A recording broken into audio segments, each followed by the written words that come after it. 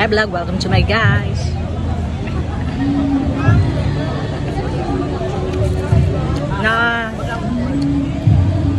Natakaroon there sa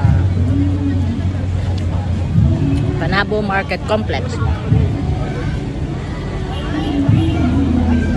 As always, ma-impressed jud ka sa mga food stalls. Ami jud kay mga food. Dili nang usual nga. Dahil gud siya sa night market sa Panabo. Kaya sa night market dito, more on grilled food, ana. Dito kay katong ilang mga resto, di ba? Tama ba kung resto na? Mga resto nila. And I'm eating bulgog. Grabe, lamig kayo siya. Very affordable only.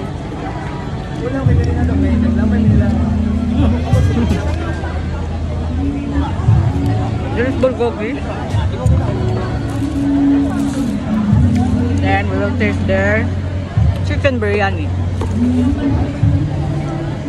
Let's try the chicken biryani. Na ay mang kuan sa kayo, maragi dito sa kayo na mga peanuts. They have their sa mani. Okay, try na to.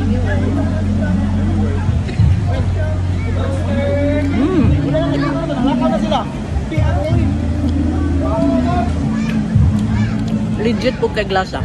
Promise. Let's try the chicken.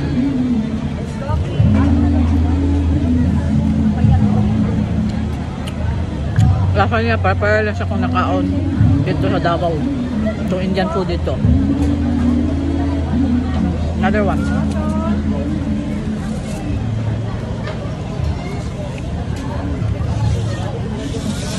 Naka na siya. Sticky fingers ni. Common na siya dyan. Tsaga ni kanane.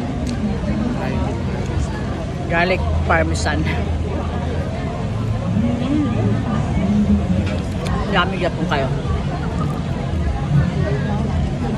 Huwag mo panood kayo eh. Actually dito ko naligo. Tapos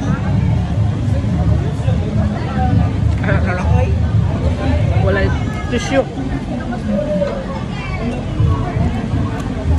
Then next is nagpagtry na ito mga food. Saan siya? As usual, favorite ni Queen DM po. Well, mas lamay ako sa bulgogi.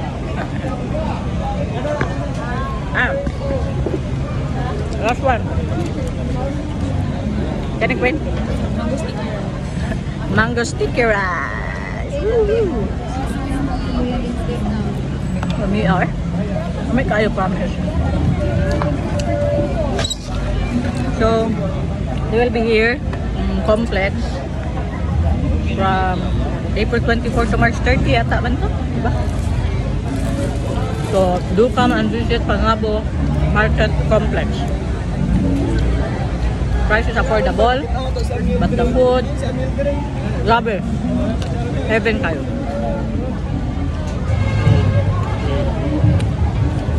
Limpyo po kaayo ang lugar. Kasi first nindot po, kumaon ta dire. Lego ta. Nagak-lego man po sila. Pero at least, di po nang yaan na natutumang kinanan.